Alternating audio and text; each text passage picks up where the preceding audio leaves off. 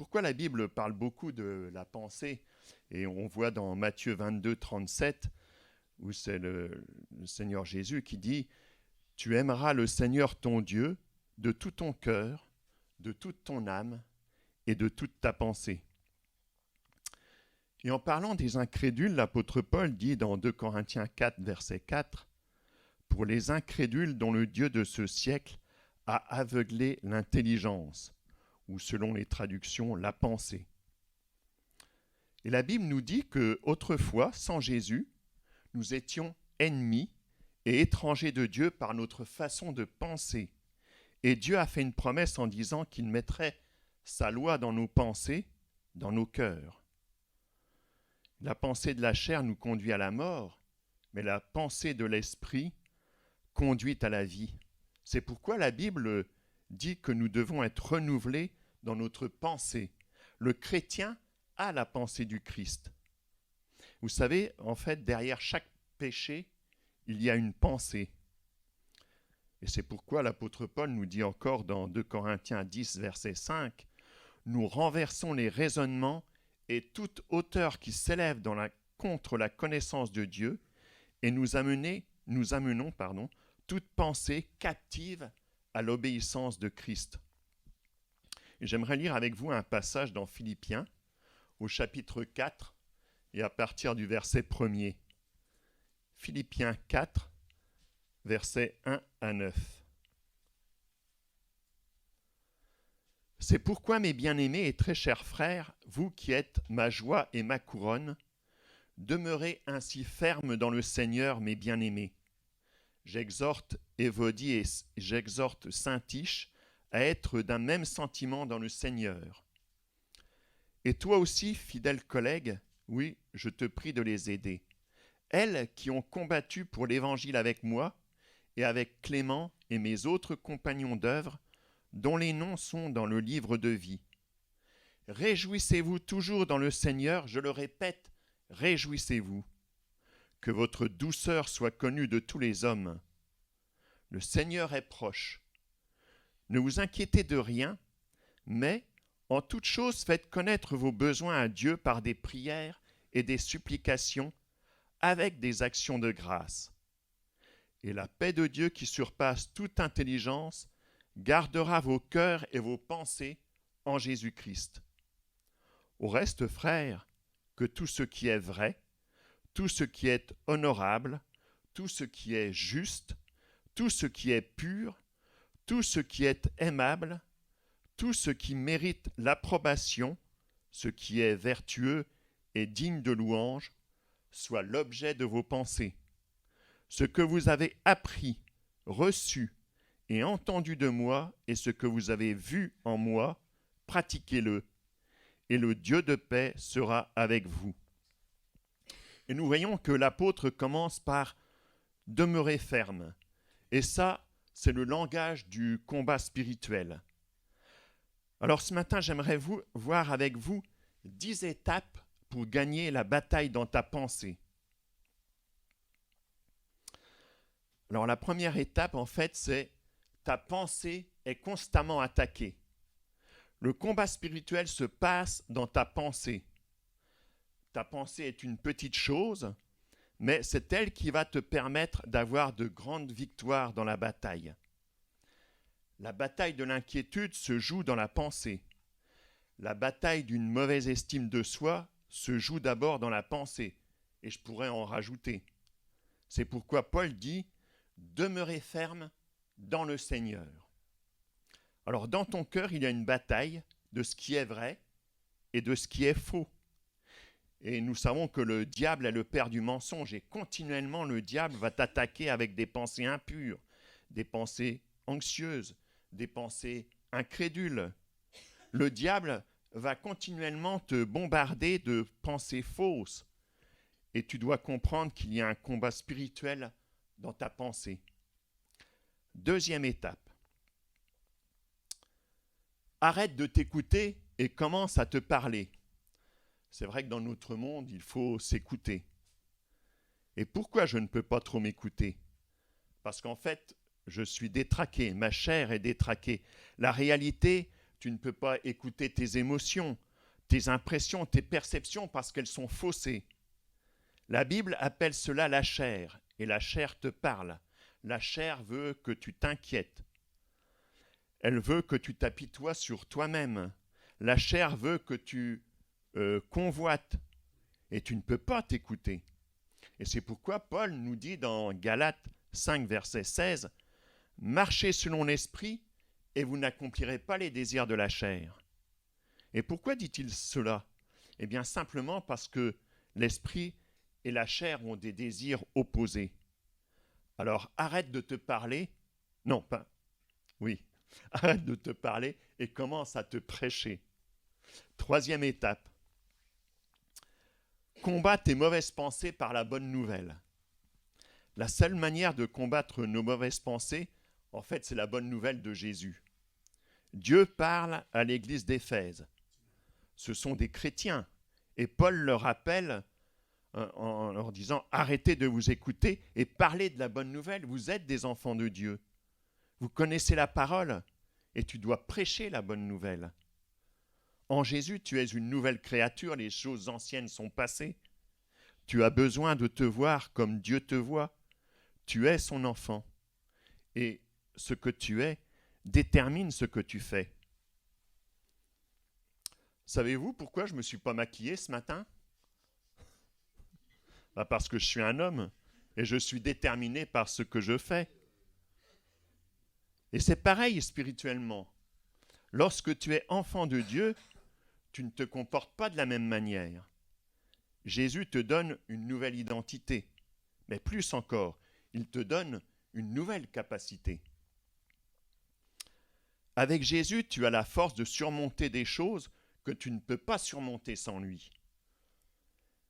C'est Paul encore qui nous dit dans Philippiens 4,13 « Je puis tout par celui qui me fortifie. » Peu importe le défi, je ne dis pas que ce sera facile, qu'il n'y aura pas d'effort à faire, à fournir, mais je puis tout en Jésus. Alléluia. Jésus est plus fort que n'importe quoi et nous avons besoin de comprendre cela. Quatrième étape. Ne laisse pas dépendre ton bonheur de quelque chose que tu pourrais perdre. Dans le passage que nous avons lu au verset 4, il nous dit « Réjouissez-vous toujours dans le Seigneur », je le répète, « Réjouissez-vous ». Et c'est vrai qu'on peut perdre un mari, une femme, un enfant, un être cher, on peut perdre notre travail, notre argent, notre santé, et bien d'autres choses encore. Et c'est vrai que ce sont des choses légitimes qui contribuent à notre bonheur et puis à notre joie. Mais en fait, si ton bonheur fondamental dépend de quelque chose que tu peux perdre, eh bien tu ne seras jamais heureux. Tu as besoin d'apprendre à mettre ta joie dans quelque chose que tu ne peux pas perdre, le Seigneur.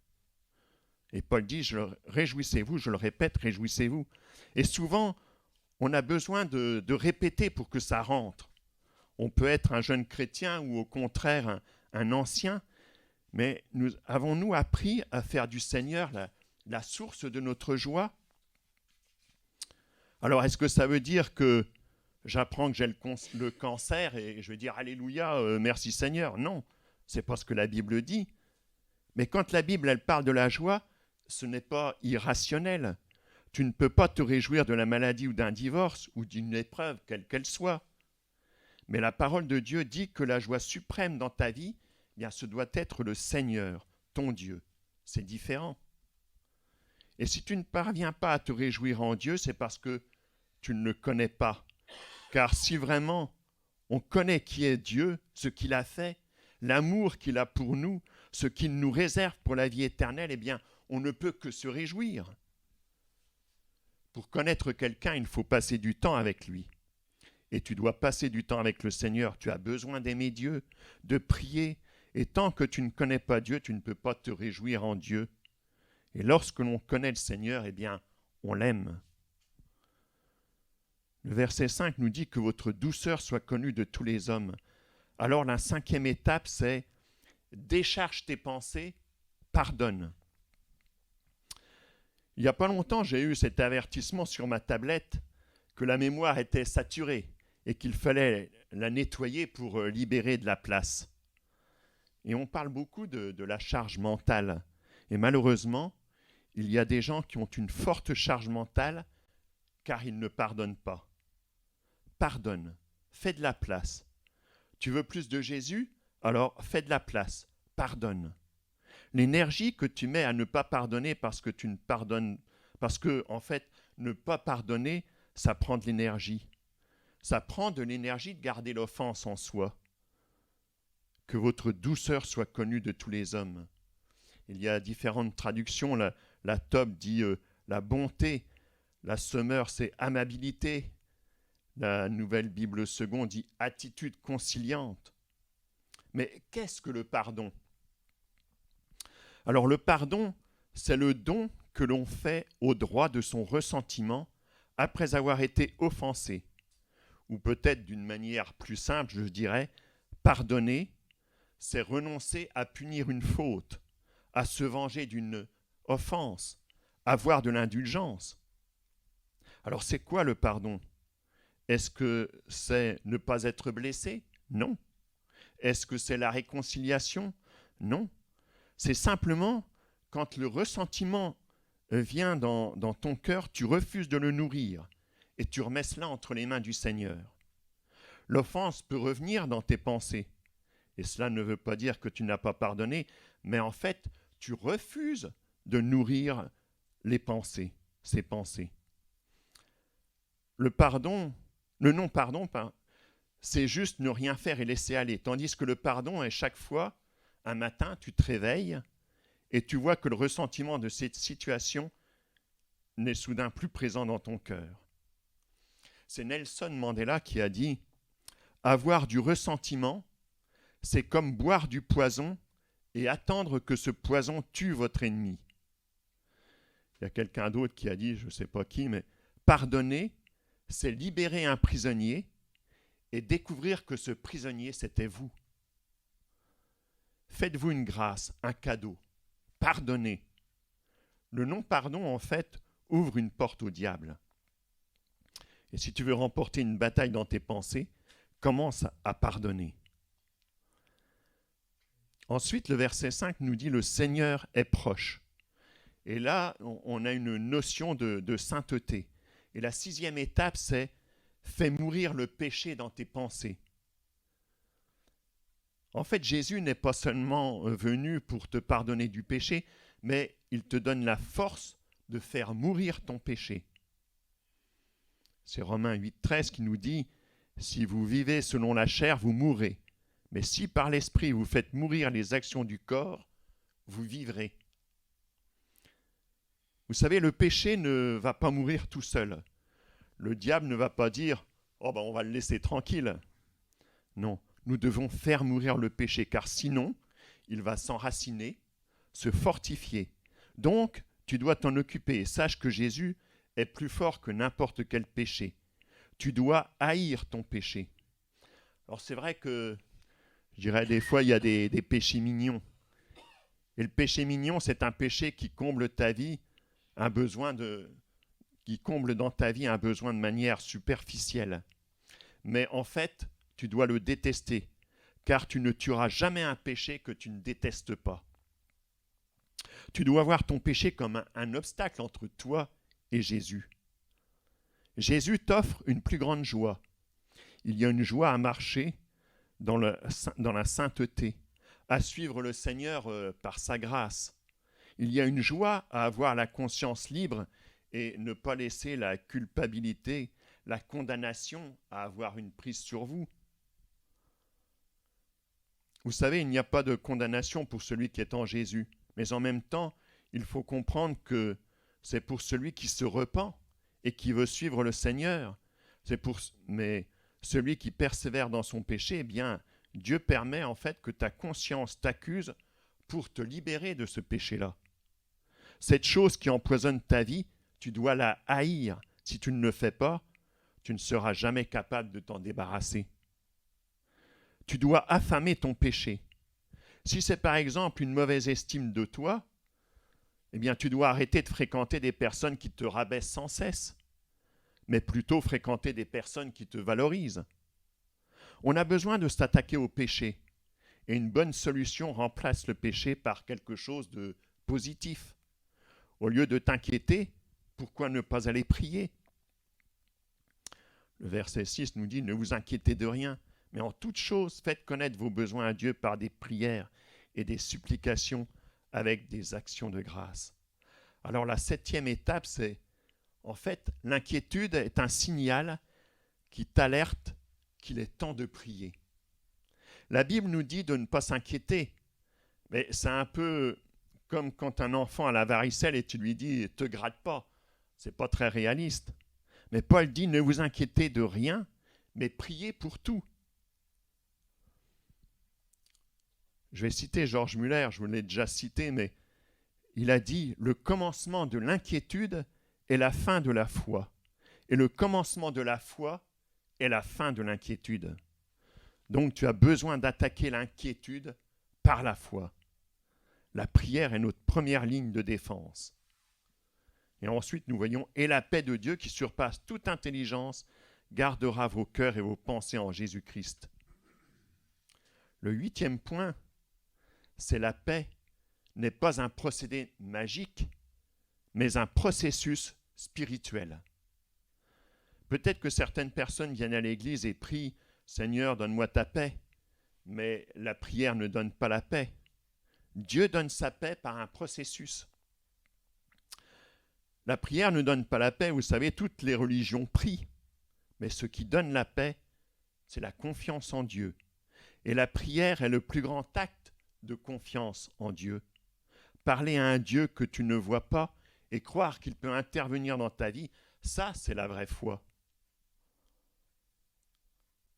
Lorsque je prie, pourquoi la paix vient?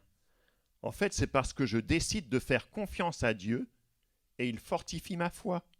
Et lorsque j'ai terminé, je suis en paix parce que je sais que Dieu s'occupe de mon dossier.